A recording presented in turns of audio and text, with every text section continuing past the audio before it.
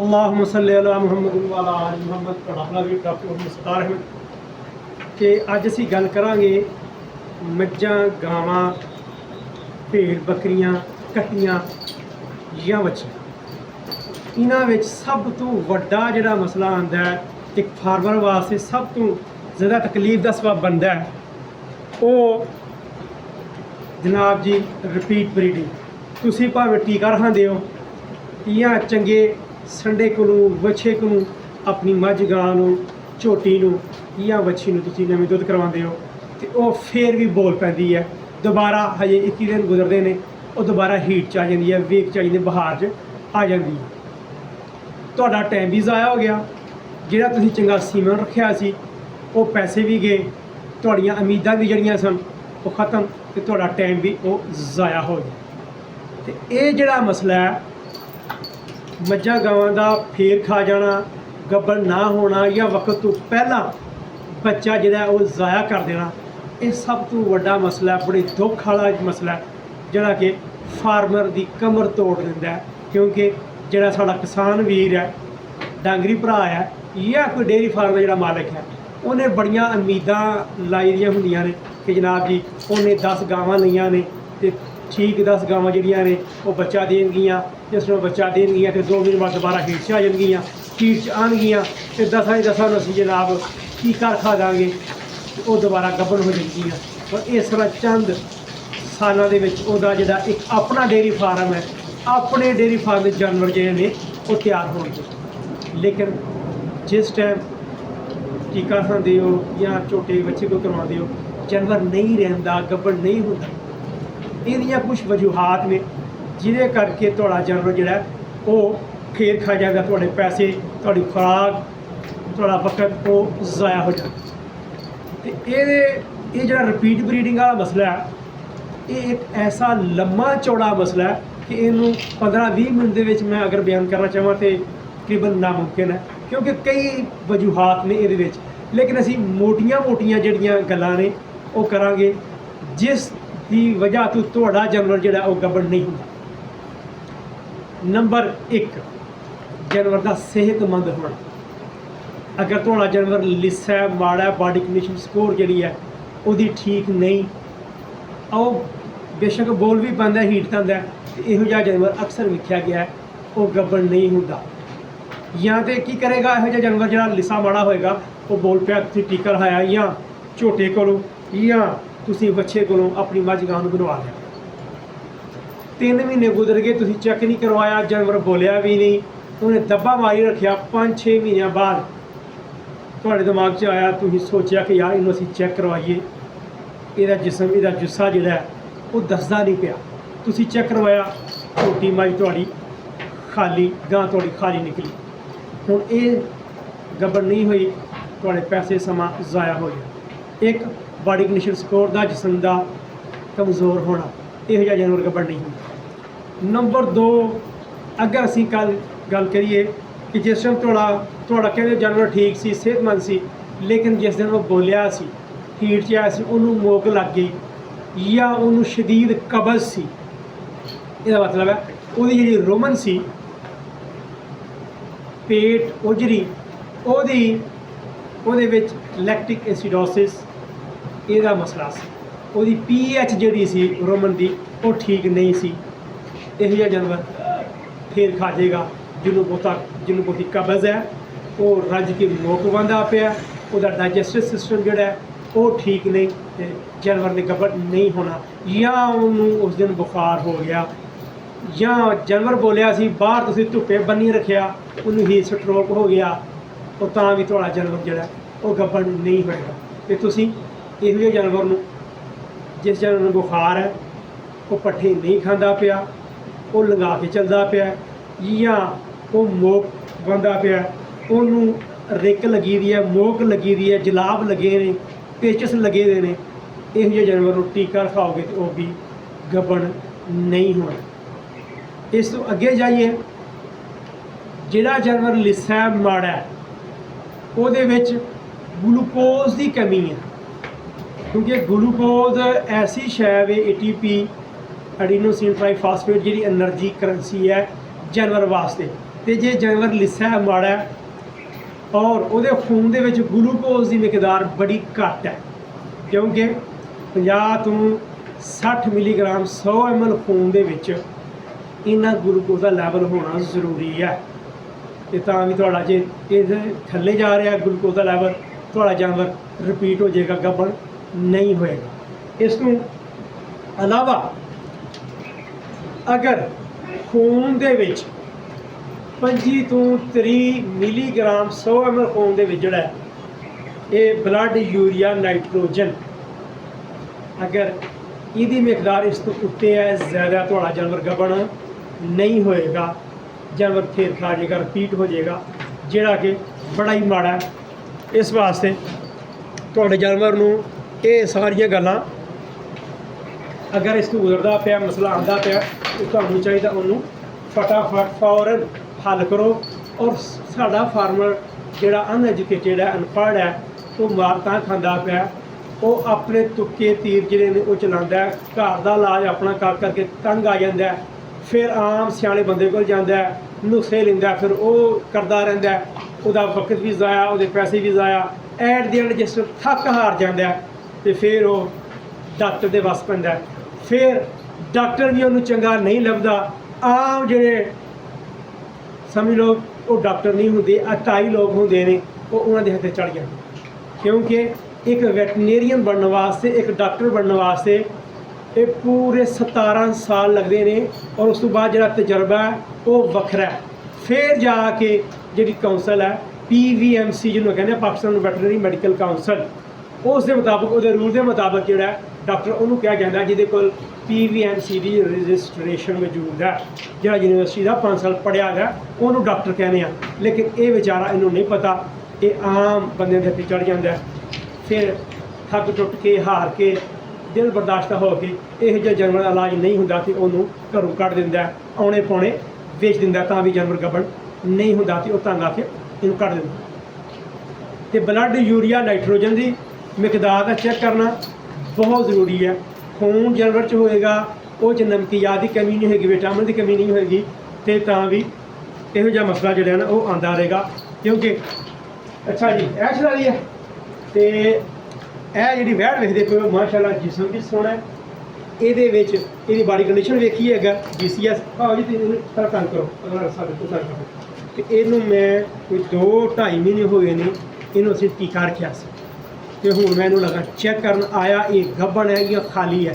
ਤੇ ਨਾਲ ਨਾਲ ਮੈਂ ਤੁਹਾਨੂੰ ਰਿਪੀਟ ਬਰੀਡਿੰਗ ਦੀ ਜਿਹੜੀ ਵਜੂਹਾਤ ਨੇ ਉਹ ਵੀ ਦੱਸਾਂਗਾ, ਲੇਕਿਨ ਅਸੀਂ ਨਾਲ ਜਾਨਵਰ ਨੂੰ ਵੀ ਚੈੱਕ ਕਰ ਲਈ, ਕਿਉਂਕਿ ਇਹਨੇ ਕੰਮ ਕਰਨ ਜਾਣਾ ਤੇ ਦੁੱਧ ਵੀ ਜਿਹੜਾ ਇਹਨੇ ਦੇਣਾ। ਤੇ ਇਹ ਗਾਂ ਜਿਹੜੀ ਹੈ, ਇਹ ਬੱਚੀ ਗਾਂ ਉਹ ਹੈ ਜਿਹਨੂੰ ਅਸੀਂ ਚੈੱਕ ਕਰਨਾ। ਇਹ ਜਿਹੜੀ ਵੈੜ ਹੈ ਇਹ ਕੱਲ੍ਹ ਦੀ ਬੋਲੀ ਦੀ, ਇਹਨੇ ਤਾਰਾਂ ਨਾੜੇ ਵੀ ਕੀਤੇ ਨੇ।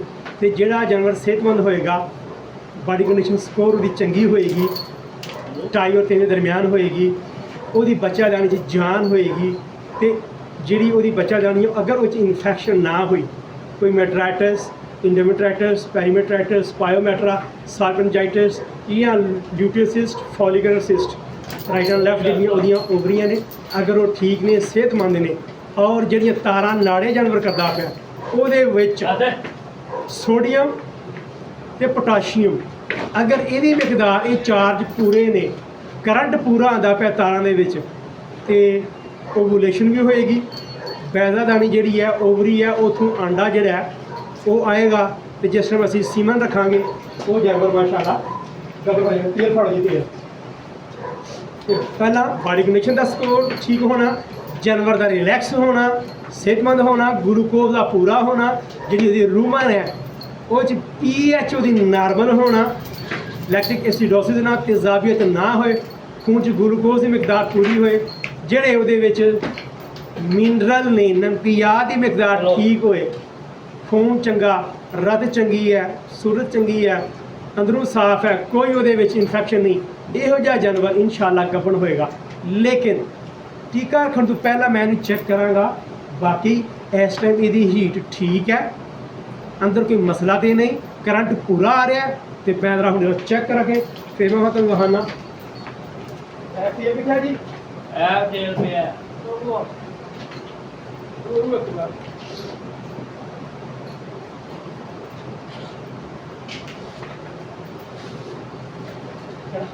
खोलो ਇਹ ਜਨਾਬ ਜੀ ਮੈਂ ਲੈ ਕੇ ਆਇਆ ਨਵਾਂ ਗਲਵਜ਼ ਕਿਉਂਕਿ ਜਾਨਵਰ ਬੜਾ ਮਹਿੰਗਾ ਹੈ। ਸਾਡਾ ਛੋਟਾ ਜਿਹਾ ਲਾਲਚ, ਸਾਡੀ ਗਫਲਤ, ਅਗਰ ਕੋਈ ਇਸਤੇਮਾਲਸ਼ੁਦਾ ਇੱਕ ਮੱਝ ਦਾ ਇੱਕ ਗਾਂ ਦਾ ਦੂਸਰੇ 'ਚ ਹੱਥ ਪਾਵਾਂਗੇ ਤਾਂ ਇਨਫੈਕਸ਼ਨ ਹੋਏਗੀ, ਜਿਹੜਾ ਥੋੜਾ ਸਿਹਤਮੰਦ ਜਾਨਵਰ ਆ ਉਹ ਬਿਮਾਰ ਹੋ ਸਕਦਾ ਹੈ। ਇਸ ਵਾਸਤੇ ਕੋਸ਼ਿਸ਼ ਕਰਨੀ ਹੈ ਨਵਾਂ ਗਲਵਜ਼ ਜਿਹੜਾ ਉਹ ਤੁਸੀਂ ਇਸਤੇਮਾਲ ਕਰਨਾ ਹੈ। ਬਿਸਮਿल्लाहिर्रहमानिर्रहीम। ਲਓ ਜੀ ਇਹ ਜਨਾਬ ਜੀ ਲੁਬਰੀਕੇਸ਼ਨ ਵਾਸਤੇ ਅਸੀਂ ਸਰੋਂ ਦਾ ਤੇਲ ਜਿਹੜਾ ਤਾਂ ਕਿ ਹੱਥ ਆਰਾਮ ਨਾਲ ਸਲਿਪ ਹੋ ਜਾਏ। ਤੇ ਇਹ ਲੈ ਲਿਆ ਜੀ ਸਰੋਂ ਦਾ ਤੇਲ। ਬਿਸਮਿल्लाह। ਹਾਂ ਇਹ ਤੇਲ ਨੂੰ ਕਿਹੜਾ और बिस्मिल्लाह। शहजादी शहजादी जनाब आ गई। तारा वेख रहे जी माशाल्लाह, करंट आ करंट की असर। बिस्मिल्लाह।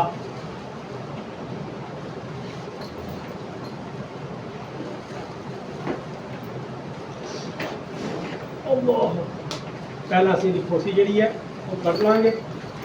भाई साहब को वीडियो भेजे नहीं।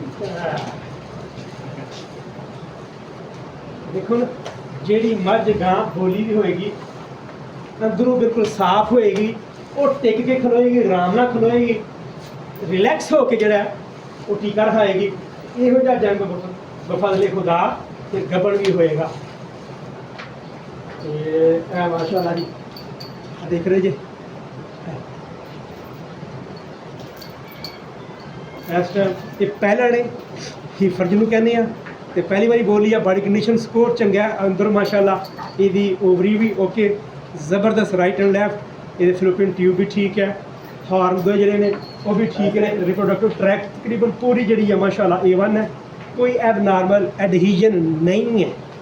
ਤੇ ਪਹਿਲਾ ਸਟੈਪ ਅਸੀਂ ਚੰਗੀ ਤਰ੍ਹਾਂ ਉਹਨੂੰ ਵੇਖ ਲਿਆ ਅੰਦਰ ਇਨਸਾਨ। ਹਾਂ ਬੜੇ ਪਿਆਰ ਨਾਲ, ਬੜੇ ਪਿਆਰ, ਸਟ੍ਰੈਸ ਨਹੀਂ ਦੇਣਾ, ਥੋੜ੍ਹਾ ਜਿਹਾ ਉਹਨੂੰ ਪਰਾਂ ਕਰ ਲੈ, ਥੋੜ੍ਹਾ ਜਿਹਾ ਇਹ। अच्छा जिस टाइम तुम चेक कर लिया जानवर नूं अंदरों ठीक है, साफ सुथरा है, हुण जाके बनावांगे सीमन। ਉਹਦੀ ਜਿਹੜੀ ਹੈ ਪ੍ਰੈਪਰੇਸ਼ਨ ਆਫ ਦੀ ਸੀਮਨ। ਸਭ ਤੋਂ ਪਹਿਲਾਂ ਅਸੀਂ ਸੀਮਨ ਨੂੰ ਥਾ ਕਰਾਂਗੇ। ਤਾਜ਼ਾ ਪਾਣੀ ਲਿਆਓ ਜੀ। पानी लाओ ਤੇ रात दा भरिया ये ਨਹੀਂ टैंकी च। ਟੈਂਕੀਆਂ ਨਹੀਂ ਚਾਹੀਦਾ, ਠੰਡਾ ਨਹੀਂ ਪਾਣੀ ਚਾਹੀਦਾ। ਤੇ ਅਸੀਂ ਗਲਤੀ ਕੀ ਕਰਨੇ ਆ, ਠੰਡਾ ਜਿਵੇਂ ਪਾਣੀ ਕਹਿ ਰਿਹਾ, ਠੰਡਾ ਪਾਣੀ ਇਸਤੇਮਾਲ ਨਹੀਂ ਕਰਾਂਗੇ। ਅਸੀਂ ਇਹਦਾ ਟੈਂਪਰੇਚਰ ਮੇਨਟੇਨ ਕਰਾਂਗੇ, ਕਿਉਂਕਿ ਜਿਹੜਾ 37 ਸੈਲਸੀਅਸ ਹੋਣਾ ਚਾਹੀਦਾ ਜਾਂ 96 ਤੋਂ 98 ਦਰਮਿਆਨ ਟੈਂਪਰੇਚਰ ਹੋਏਗਾ ਪਾਣੀ ਦਾ, ਜਿਹਦੇ ਵਿੱਚ ਅਸੀਂ ਆਪਣਾ ਸੀਮਨ ਜਿਹੜਾ ਉਹਨੂੰ ਅਸੀਂ ਉਹਦੀ ਸਾਨੂੰ ਕੋਈ ਥਾਈਂ ਕਰਨੀ ਹੈ। ਤੇ ਇਹ ਹੁਣ ਜਰਾ ਅਸੀਂ ਥਾਈਂ ਕਰ ਲਈ। ਲਓ ਜੀ ਜਿਸ ਟਾਈਮ ਅਸੀਂ ਅੰਦਰੋਂ ਚੈੱਕ ਕਰ ਲਿਆ, ਹੀਟ ਦੀ ਡਿਟੈਕਸ਼ਨ ਕਰ ਲਈ ਹੈ, ਫਿਰ ਅਸੀਂ ਜਾਨਵਰ ਨੂੰ ਟੀਕਾ ਰੱਖਾਂਗੇ, ਸੋਹਣਾ ਸੀਮਨ ਰੱਖਾਂਗੇ। ਸੀਮਨ 'ਚ ਕੋਈ ਕੰਪਰੋਮਾਈਜ਼ ਨਹੀਂ। ਸੀਮਨ ਦਾ ਜ਼ਿੰਦਾ ਹੋਣਾ, ਸਪਰਮ ਦਾ ਠੀਕ ਹੋਣਾ, ਸਪਰਮ ਦੀ ਕੰਸਨਟ੍ਰੇਸ਼ਨ ਦਾ ਠੀਕ ਹੋਣਾ, ਇਹ ਬਹੁਤ ਜ਼ਰੂਰੀ ਹੈ। ਤੇ ਜਿਸ ਕੰਟੇਨਰ 'ਚ ਤੁਸੀਂ ਇਹ ਸੀਮਨ ਰੱਖਿਆ ਉਹ ਬਿਲਕੁਲ ਉਹਦਾ ਲੈਵਲ ਉੱਤੋਂ ਤੱਕ ਹੋਣਾ ਚਾਹੀਦਾ। ਤੁਹਾਡਾ ਸੀਮਨ ਸਾਰਾ ਉਹਦੇ ਵਿੱਚ ਡੁੱਬਿਆ ਹੋਏ, ਤਾਂ ਕਿ ਤੁਹਾਡਾ ਸੀਮਨ ਡੈਡ ਨਾ ਹੋ ਜਾਏ, ਉਹਨੂੰ ਸ਼ੌਕ ਨਾ ਆਏ, ਕਿਉਂਕਿ ਉਹਦੀ ਮੋਰਟੈਲਿਟੀ ਹੋਏਗੀ, ਜਾਨ ਹੋਏਗੀ, ਤੇ ਤੁਹਾਡਾ ਜਾਨਵਰ ਗੱਭਣ ਹੋਏਗਾ। ਜੇ ਤੁਹਾਡਾ ਸੀਮਨ ਹੀ ਡੈਡ ਅਗੇ, ਜਾਨਵਰ ਠੀਕ ਹੈ, ਸੀਮਨ ਡੈਡ ਹੈ, ਬੱਚਾ नहीं बनेगा, जानवर रिपीट हो जाएगा। तो जनाब जी असं चेक कर लिया आज पानी पता कर लिया। तो यह जनाब जी मेरे को पे कंटेनर जिस असी फ्राई करांगे। तो यह लिया जी टिशू पेपर, मैं टिशू पेपर लैके तो फिर करांगे।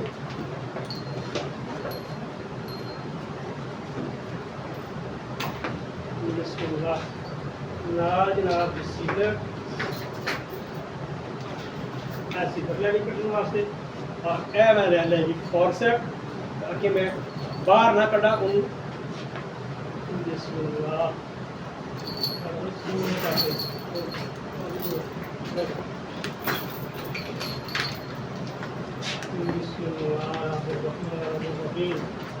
या रब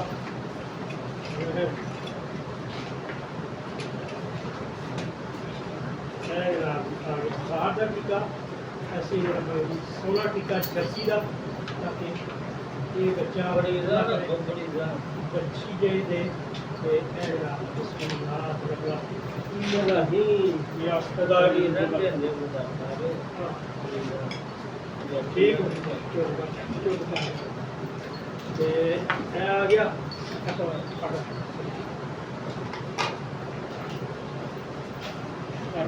ਇਹ ਮੈਂ ਲੈ ਲਈ ਹੈ ਜੀ ਸ਼ੀਟ ਇੱਕ ਐਂਡ ਜਿਹੜਾ ਇਹਦਾ ਮੈਂ ਕਰਾਂਗੇ ਲੰਗਾ ਖੋਲਾਂਗੇ ਅਸੀਂ ਖੋਲ ਲਿਆ ਤੇ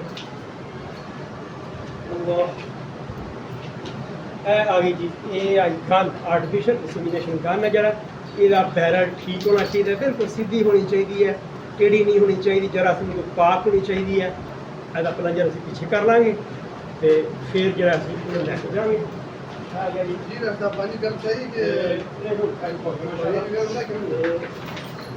30 ਸੈਕਿੰਡ ਬਾਅਦ ਅਸੀਂ ਇਹਨੂੰ ਕਰ ਲੈਂਦੇ ਹੁੰਦੇ ਹਾਂ ਕਿ 40 ਸੈਕਿੰਡ ਜਿਹੜੇ ਹੋ ਜਾਣ ਸਾਰਾ ਸੀਮਨ ਤਿਆਰ ਹੁੰਦਾ ਹੈ ਇਹ ਜਨਾਬ ਜੀ ਇਹ ਸੀਮਨ ਮਾਸ਼ਾਅੱਲਾ ਜੀ ਕੱਢ ਤੇ ਹੁਣ ਇਹ ਲੈ ਜੀ ਟਿਸ਼ੂ ਪੇਪਰ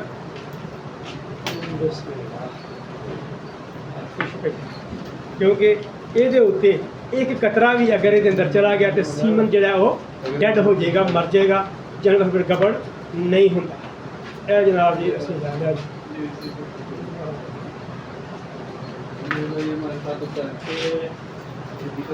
ਵਨ ਐਂਡ ਜਾਂ ਲਾਟਰੀ ਐਂਡ ਹੈ ਪੰਜ ਕੀਤਾ ਦਾ ਉਹ ਅਸੀਂ ਇੱਕ ਐਂਡ ਤੱਕ ਕੱਟਾਂਗੇ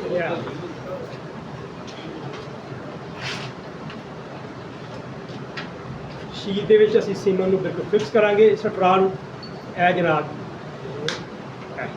ਮਾਸ਼ਾਅੱਲਾ ਇਹ ਬਿਲਕੁਲ ਫਿਕਸ ਹੋ ਗਿਆ ਇਹਦੇ ਵਿੱਚ ਅਸੀਂ ਹੁਣ ਇਹ ਆਈ ਗਨ ਜਿਹੜੀ ਹੈ ਉਹਨੂੰ ਕਰਾਂਗੇ ਜੀ ਕਾਕਾ ਜਿਹੜੀ ਪਿਸ਼ਾਬ ਵਾਲੀ ਜਗ੍ਹਾ ਤੇ ਲੱਗਿਆ ਨਾ ਗੋਬਰ ਇੱਕ ਵਾਰੀ ਆਪਾਂ ਨਹੀਂ ਮਾਰ ਧੋ ਜਿਹੜੀ ਗੋਬਰ ਪਿਸ਼ਾਬ ਵਾਲੀ ਜਗ੍ਹਾ ਤੇ ਗੋਬਰ ਨਹੀਂ ਲੱਗਾ ਹੋਣਾ ਚਾਹੀਦਾ ਚੰਗੀ ਤਰ੍ਹਾਂ ਹੱਥ ਮਾਰ ਕੇ ਉਹਨੂੰ ਸਾਫ਼ ਕਰ ਲਾਂਗੇ ਇਹ ਜਿਹੜਾ ਕਵਰ ਸੀ ਸ਼ੀਟ ਦੇ ਉੱਤੇ ਅਸੀਂ ਇਹਨੂੰ ਰਿਮੂਵ ਕਰ ਦਿੱਤਾ ਲਾ ਦਿੱਤਾ ਹੁਣ ਅਸੀਂ ਜਾਵਾਂਗੇ ਉਹਦੇ ਕੋਲ ਤੇ ਜਿਹੜਾ ਗਲਾਸ ਪਹਿਲਾਂ ਇਸਤੇਮਾਲ ਕੀਤਾ ਸੀ ਉਹ ਦੁਬਾਰਾ ਮੈਂ ਇਸਤੇਮਾਲ ਨਹੀਂ ਕਰਾਂਗਾ ਕਿਉਂਕਿ ਉਹਦੇ ਨਾਲ ਗੋਇਆ ਜਿਹੜਾ ਗੋਬਰ ਹੈ ਉਹ ਲੱਗਾ ਹੈ ਮੈਂ ਦੁਬਾਰਾ ਨਵਾਂ ਜਿਹੜਾ ਦੁਬਾਰਾ ਨਵਾਂ ਗਲਾਸ ਜਿਹੜਾ ਨਵਾਂ ਵਿੱਚ ਅਸੀਂ ਨਵਾਂ ਗਲਾਸ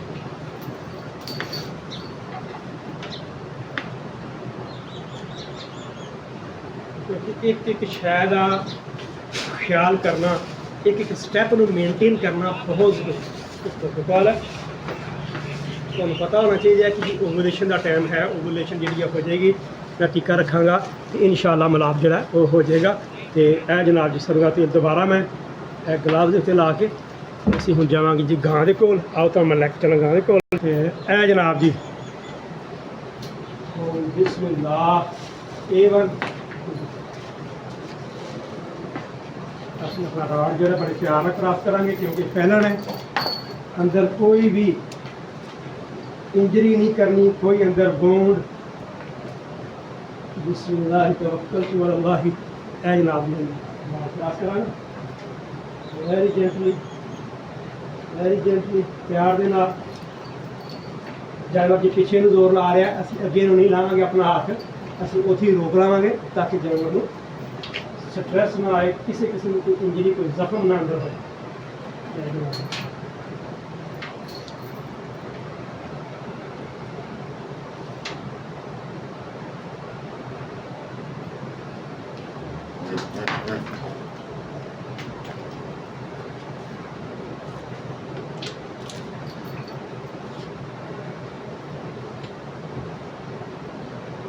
लुब्रिकेशन का अंदर होना और वजाइनल डिस्चार्ज का आना एक बहुत ज़रूरी है ताकि ट्रांसपोर्टेशन ऑफ स्पर्म जी है वो आराम हो बस बस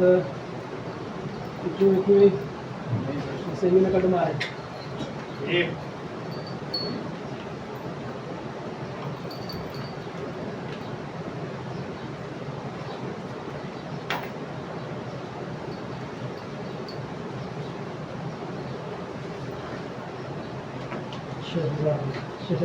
माशाअल्लाह ते ए जनाब जी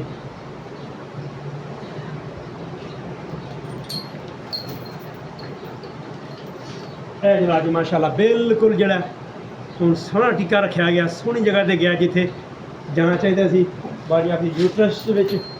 ਤੇ ਇਹਨੂੰ ਬਫਜ਼ਲੇ ਖੁਦਾ ਕੋਈ 2 ਮਹੀਨਿਆਂ ਬਾਅਦ ਅਸੀਂ ਨੂੰ ਚੈੱਕ ਕਰ ਲਾਂਗੇ ਅਲਟਰਾਸੋਨੋਗ੍ਰਾਫੀ ਦੇ ਨਾਲ ਜਾਂ ਬਾਇਰੈਕਟਲ ਪੈਲਪੇਸ਼ਨ ਦੇ ਨਾਲ। ਤੇ ਇਨਸ਼ਾਅੱਲਾ ਇਹੋ ਜਿਹਾ ਜਾਨਵਰ ਗੱਭਣ ਹੋ ਜਾਏਗਾ, ਉਹ ਕਰੇਗਾ ਨਹੀਂ ਤੁਹਾਡੇ ਪੈਸੇ ਤੇ ਤੁਹਾਡਾ ਵਕਤ ਜਿਹੜਾ ਉਹ ਜ਼ਾਇਆ ਨਹੀਂ ਕਰੇਗਾ। ਇਹਨੂੰ ਹੁਣ ਟੀਕਾ ਰੱਖਣ ਤੋਂ ਬਾਅਦ ਨਾਲਾ ਇਹ ਕੋਈ ਵੀ ਜਿਹੜੀ ਸ਼ੱਕਰ ਹੈ, ਗੁੜ ਹੈ, ਗਲੂਕੋਜ਼ ਹੈ, ਉਹ ਜਾਨਵਰ ਨੂੰ ਦੇਣਾ ਹੈ। ਘੰਟਾ ਡੇਢ ਨੂੰ ਬਹਿਣ ਨਹੀਂ ਦੇਣਾ। ਗਰਮੀ ਜੇ ਮਹਿਸੂਸ ਕਰਦਾ ਪਿਆ ਜਾਨਵਰ ਤੇ ਉਹਨੂੰ ਤੁਸੀਂ ਨਵਾਲਣਾ, ਠੰਡੀ ਜਗ੍ਹਾ ਤੇ ਬੰਨਣਾ, ਪੱਖਾ ਲਾ ਕੇ ਰੱਖਣਾ ਹੈ। ਤੇ ਠੀਕ ਬਫਾ ਦੇਖੋ 2 ਮਹੀਨੇ ਬਾਅਦ 1.5 ਮਹੀਨੇ ਬਾਅਦ ਤੁਸੀਂ ਉਹਨੂੰ ਚੈੱਕ ਕਰੋ, ਅਲਟਰਾਸੋਨੋਗ੍ਰਾਫੀ ਕਰੋ ਜਾਂ ਇਹ ਕਰੋ। ਤੇ ਅਸੀਂ ਗੱਲ ਕਰਦੇ ਪਏ ਸਾਂ ਜਨਾਬ ਜੀ ਮੱਝਾਂ ਤੇ ਗਾਵਾਂ ਦੇ ਵਿੱਚ ਰਿਪੀਟ ਬਰੀਡਿੰਗ ਵਾਲਾ ਮਸਲਾ।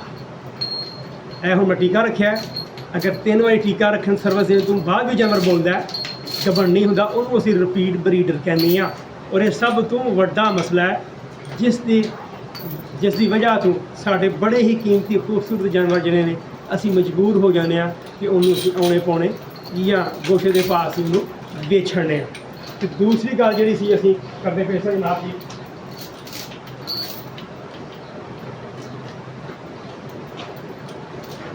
Repeat breeding. ਅੱਛਾ ਜੀ, ਕਿਹੜੀ ਗਾਂ ਜੀ? ਉਹ ਨੁੱਕਰ ਵਾਲੀ ਗਾਂ ਹੈ। ਨੁੱਕਰ ਵਾਲੀ ਗਾਂ ਹੈ। ਉਹ ਤੁਹਾਡੇ ਕੋਲ ਗੱਭਣ ਉੱਥੋਂ ਕਰਾਈ ਚੈੱਕ ਨਹੀਂ ਹੋਣਾ, ਉਹਨੂੰ ਕਿਤੇ ਖੁੱਲੀ ਜਗ੍ਹਾ ਤੇ ਆਖੇ ਲੈਣ। ਉੱਥੇ ਹੀ ਉਰਦੀ ਬਾਈ ਹੋਈ ਹੈਗੀ ਉਹ। ਅੱਛਾ ਚਲੋ ਕਰ ਪਾਓ ਜੀ, ਉਹਨੂੰ ਅਸੀਂ ਹੁਣ ਜੀ ਚੈੱਕ ਕਰਨੇ ਆ, ਪਤਾ ਚੱਲੇ ਉਹ ਗੱਭਣ ਹੈ ਕਿ ਖਾਲੀ ਹੈ। ਤੇ ਰਿਪੀਟ ਬਰੀਡਿੰਗ ਵਾਲਾ ਇਸ਼ੂ ਜਿਹੜਾ ਹੈ ਨਾ, ਇਹ ਐਸਾ ਮਸਲਾ ਹੈ, ਇੱਕੜ ਮਸਲਾ ਨੂੰ ਕਹਿ ਲਓ ਕਿ ਜਾਨਵਰ ਗੱਭਣ ਨਾ ਹੋਏ ਤੇ ਫਾਰਮਰ ਵਿਚਾਰਾ ਬੜਾ ਹੀ ਪਰੇਸ਼ਾਨ ਹੁੰਦਾ ਹੈ। ਤੇ ਪਹਿਲਾਂ ਉਹਨੂੰ ਚੈੱਕ ਕਰੀਏ, ਫਿਰ ਤੁਹਾਨੂੰ ਵਿਖਾਉਂਦੇ ਆ ਤੇ ਨਾਲ ਤੁਹਾਨੂੰ ਗੱਲਾਂ ਬਾਤਾਂ ਵੀ ਹੁੰਦੀਆਂ ਰਹਿਣਗੀਆਂ।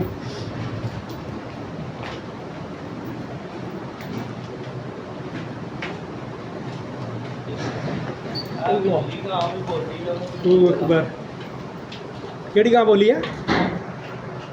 ਤੇ ਰਿਪੀਟ ਬਰੀਡਿੰਗ ਵਾਲਾ ਜਿਹੜਾ ਮਸਲਾ ਹੈ ਉਹ ਕਾਫੀ ਗੰਭੀਰ ਮਸਲਾ ਹੈ, ਲੰਮਾ ਚੌੜਾ ਮਸਲਾ ਹੈ। ਤੇ ਸਿਰਫ ਇਹ 4-5 ਗੱਲਾਂ ਤੁਹਾਨੂੰ ਪਤਾ ਹੋਏ, ਜਾਨਵਰ ਸਿਹਤਮੰਦ ਹੋਣਾ ਚਾਹੀਦਾ, ਬਾਡੀ ਕੰਡੀਸ਼ਨ ਸਕੋਰ ਉਹਦੀ ਅੱਛੀ ਹੋਣੀ ਚਾਹੀਦੀ ਹੈ, ਉਹਦੇ 'ਚ ਜਿਹੜੀ ਨਮਕੀਆਤ ਦੀ ਕਮੀ ਹੈ, ਮਿਨਰਲ ਦੀ ਕਮੀ ਹੈ, ਵਿਟਾਮਿਨ ਦੀ ਕਮੀ ਨਹੀਂ ਹੋਣੀ ਚਾਹੀਦੀ, ਗਲੂਕੋਜ਼ ਦਾ ਲੈਵਲ ਠੀਕ ਹੋਵੇ, ਉਹਦਾ ਜਿਹੜਾ ਰੂਮਨ ਹੈ ਉਹਦੀ ਜਿਹੜੀ ਹੈ ਉਹਦੀ ਪੀਐਚ ਜਿਹੜੀ ਹੈ ਉਹ ਨਾਰਮਲ ਹੋਣੀ ਚਾਹੀਦੀ, ਉਹ 'ਚ ਤੇਜ਼ਾਬੀਅਤ ਨਹੀਂ ਹੋਣੀ ਚਾਹੀਦੀ। ਜਿਸ ਟਾਈਮ ਤੁਸੀਂ ਟੀਕਾ ਵੀ ਰਖਾਉਂਦੇ ਹੋ, ਭਰਾਉਂਦੇ ਹੋ ਟੀਕਾ, ਉਸ ਟਾਈਮ ਮੇਕ ਸ਼ੋਰ ਤੁਹਾਨੂੰ ਯਕੀਨ ਹੋਣਾ ਚਾਹੀਦਾ ਤੁਹਾਡਾ ਜਾਨਵਰ ਉਹਨੂੰ ਬੁਖਾਰ ਨਹੀਂ ਹੈ, ਉਹ ਬਿਲਕੁਲ ਠੀਕ ਹੈ। ਹੀਟ ਜਿਹੜੀ ਹੈ ਉਹਦਾ ਟਾਈਮ ਸਭ ਤੋਂ ਵੱਡਾ ਮਸਲਾ ਹੁੰਦਾ ਡਿਟੈਕਸ਼ਨ ਆਫ ਦੀ ਹੀਟ। ਸਾਨੂੰ ਪਤਾ ਹੀ ਨਹੀਂ ਲੱਗਦਾ ਕਿ ਜਾਨਵਰ ਕਦੋਂ ਬੋਲਿਆ ਸੀ, ਖਾਸ ਤੌਰ 'ਤੇ ਮੱਝਾਂ, ਕਿਉਂਕਿ ਜਿਹੜੀਆਂ ਮੱਝਾਂ ਨੇ ਉਹ ਅਕਸਰ ਰਾਤ ਨੂੰ ਬੋਲਦੀਆਂ, ਸਾਇਲੈਂਟ ਹੀਟਰ ਹੁੰਦੀਆਂ ਨੇ, ਪਤਾ ਹੀ ਨਹੀਂ ਚੱਲਦਾ ਕਿਸ ਟਾਈਮ ਬੋਲੀਆਂ ਕਿਸ ਟਾਈਮ ਨਹੀਂ। ਇਸ ਵਾਸਤੇ ਉਹਨਾਂ 'ਚ ਇਹ ਮਸਲਾ ਬੜਾ ਆਉਂਦਾ, ਗੱਭਣ ਜਲਦੀ ਨਹੀਂ ਹੁੰਦੀ। ਲੇਕਿਨ ਗਾਵਾਂ ਦੀ ਆਦਤ ਹੈ, ਕੁਝ ਗਾਵਾਂ ਜੇ ਗਰਮੀ ਚਾਹੀਦੀਆਂ, ਬੁਖਾਰ ਚਾਹੀਦੀਆਂ ਹੁਣ ਅੱਲੀ ਪਾ ਲੈਂਦੀਆਂ, ਬੜੀਆਂ ਹੀ ਉੱਚੀ ਆਵਾਜ਼ ਦੇ ਨਾਲ ਕਰਦੀਆਂ ਨੇ। ਤੇ ਉਹਨਾਂ ਦਾ ਮਸ਼ਵਰਾ ਕਰੋ ਜਰਾ। ਅੱਛਾ ਜੀ, ਤੇ ਇਹਨੂੰ ਪਾ ਹੁਣ ਜੀ ਇਹ ਜਿਹੜੀ ਜਨਾਬ ਪਿੱਛੇ ਵੇਖਦੇ ਤੁਸੀਂ ਉਹ ਚੈੱਕ ਕਰਨਾ, ਪਾਸ ਕਰਨਾ ਗੱਭਣ ਹੋ ਗਈ ਹੈ ਜਾਂ ਨਹੀਂ ਹੈ। ਤੇ ਗਰਮੀਆਂ ਦਾ ਮੌਸਮ ਕਿਉਂਕਿ ਹੁਣ ਅਰੂਜ ਤੇ ਆ, ਦੇਖਦੇ ਪੱਖੇ ਚੱਲਦੇ ਪਏ ਨੇ।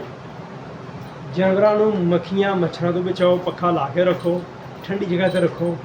ਇੱਕ ਰਿਪੀਟ ਬਰੀਡਿੰਗ ਦਾ ਸਭ ਤੋਂ ਵੱਡਾ ਜਿਹੜਾ ਸਬੱਬ ਹੈ, ਅਗਰ ਤੁਹਾਡੇ ਪੱਠਿਆਂ ਦੇ ਵਿੱਚ ਪ੍ਰੋਟੀਨ ਦਾ ਲੈਵਲ ਘੱਟ ਹੈ, ਖਾਸ ਤੌਰ 'ਤੇ ਫਾਸਫੋਰਸ ਦਾ ਕਮੀ ਹੈ, ਤੇ ਫਿਰ ਤੁਸੀਂ ਮਹਿਸੂਸ ਕਰੋਗੇ ਗਰਮੀਆਂ ਦੇ ਵਿੱਚ ਇੱਕ ਚਿਚੜਾਂ ਵਾਲਾ ਬੁਖਾਰ ਆਉਂਦਾ ਪਿਆ, ਜਿਹਨੂੰ ਅਸੀਂ ਰਕਤ ਮੁਤਰਾ ਕਹਿੰਦੇ ਹਾਂ।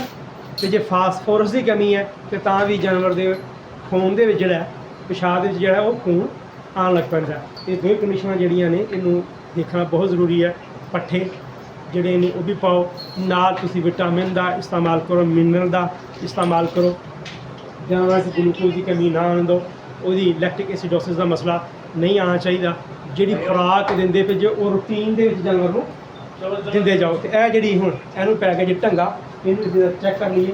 ਇਹ ਕਹਿੰਦੇ ਪਏ ਜੀ ਕੱਲ੍ਹ ਦੀ ਬੋਲੀ ਦੀ ਹੈ, ਲੇਕਿਨ ਅਗਰ ਹੀਟ ਚਾਹੀਦੀ ਹੈ ਅੰਦਰ ਦਾ ਜਿਹੜਾ ਇਹਦੀ ਜਿਹਨੂੰ ਕਹਿੰਦੇ ਆ ਨਾ ਰਿਪਰੋਡਕਟਿਵ ਟਰੈਕ, ਉਹਦੀ ਸਰਵੈਕਸ, ਉਹਦੀ ਜਿਹੜੀ ਅੱਗੇ ਜਾ ਕੇ ਬਾਡੀ ਯੂਟਰਸ, ਫਿਰ ਯੂਟਰਸ, ਰਾਈਟ ਐਂਡ ਲੈਫਟ ਜਿਹੜੇ ਹਾਰਨ ਨੇ, ਅੱਗੇ ਜਾ ਕੇ ਜਿਹੜੀ ਫਲੋਪੀਅਨ ਟਿਊਬ ਹੈ, ਫਲੋਪੀਅਨ ਟਿਊਬ ਦੇ ਜਿਹੜੇ 3 ਹਿੱਸੇ ਨੇ ਉਹਨਾਂ ਦਾ ਬਿਲਕੁਲ ਨਾਰਮਲ ਹੋਣਾ, ਜਿਹੜੀ ਇੰਟਰੈਂਡੀਬਿਊਲਮ ਐਂਪੀਊਲਾ ਇਸਥਮਸ, ਇਹ ਤਿੰਨੇ ਜੀ ਠੀਕ ਹੋਣਗੇ ਕਿਉਂਕਿ ਬਰੀਕ ਜਿਹੀ ਟਿਊਬ ਆਉਂਦੀ ਪਈ ਹੈ ਕਿੱਥੋਂ, ਓਵਰੀ ਤੋਂ। ਓਵਰੀ ਨੇ ਪੈਦਾ ਕਰਨਾ ਜਨਾਬ ਇੱਕ ਐਗ ਬੈਜ਼ਾ, ਤੇ ਜੇ ਓਵੂਲੇਸ਼ਨ ਦਾ ਟਾਈਮ ਹੋਏਗਾ ਕਿ ਠੀਕ ਹੋਏਗੀ। ਅਗਰ ਜਾਨਵਰ ਬਹੁਤ ਜ਼ਿਆਦਾ ਗਰਮ ਸੀ ਤਾਂ ਵੀ ਸਾਡਾ ਟੀਕਾ ਨਹੀਂ ਠਹਿਰਦਾ।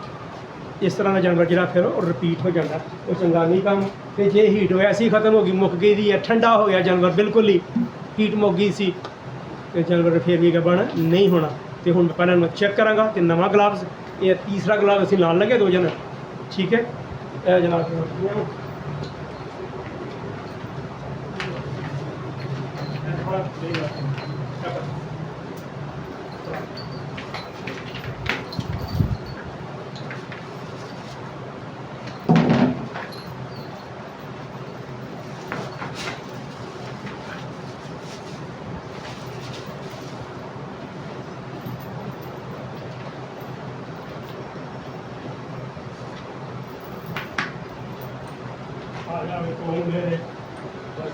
ਇਹ ਜਨਾਬ ਜੀ ਅਸੀਂ ਸਰੋਂ ਦਾ ਤੇਲ ਲੈ ਲਿਆ, ਨਵਾਂ ਗਲਾਸ ਲੈ ਲਿਆ। ਇਹਨੂੰ ਮੈਂ ਪਹਿਲਾਂ ਚੈੱਕ ਕਰਾਂਗਾ ਡਿਟੈਕਸ਼ਨ ਦੀ ਹੀਟ ਜਿਹੜੀ ਹੈ ਉਹ ਵੇਖਾਂਗੇ ਹੀਟ ਕੀ ਹੋਈ ਇਹਦੇ ਵਿੱਚ। ਬਿਸਮਿਲ੍ਲਾਹ।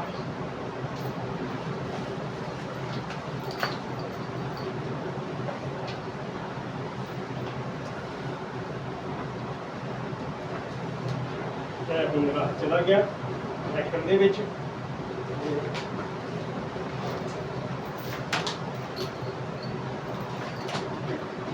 ਚੰਗੀ ਤਰ੍ਹਾਂ ਜਦੋਂ ਰੈਕਟਮ ਨੂੰ ਸਾਫ਼ ਕਰਾਂਗੇ, ਡੈਫੀਕੇਸ਼ਨ ਜਿਹੜੀ ਹੈ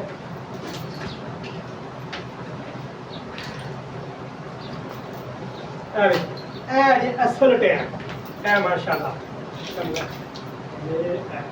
ਇਹ ਵੇਖ ਰਹੇ ਜੀ ਕਿਵੇਂ ਮਾਸ਼ਾਅੱਲਾ, ਇਹਦੇ ਵਿੱਚ ਪੂਰਾ ਕਰੰਟ ਜੀ, ਇਹ ਵੇਖ ਰਹੇ ਜੀ ਮਾਸ਼ਾਅੱਲਾ।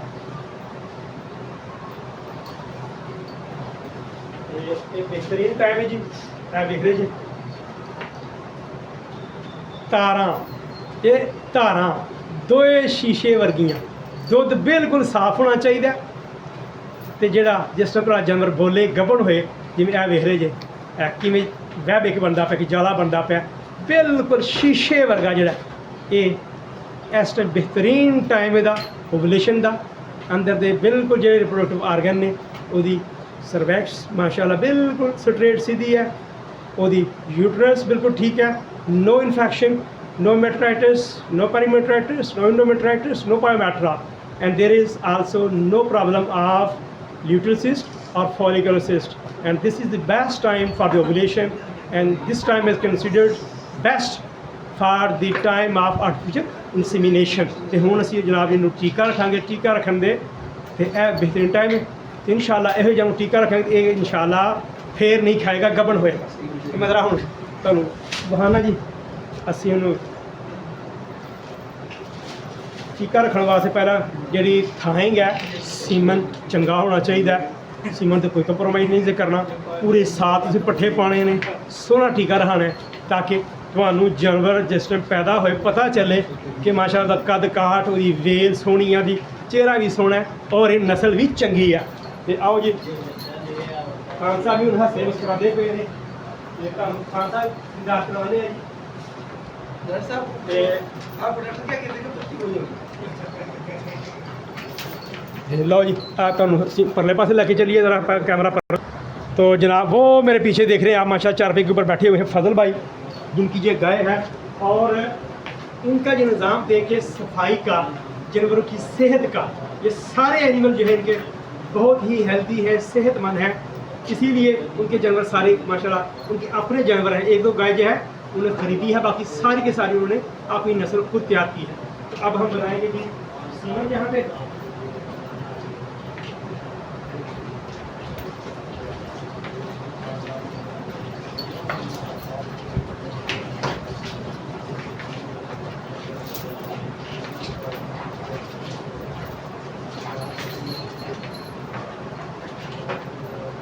अल्लाहु अकबर। अब ये वाला जो मैं लगाया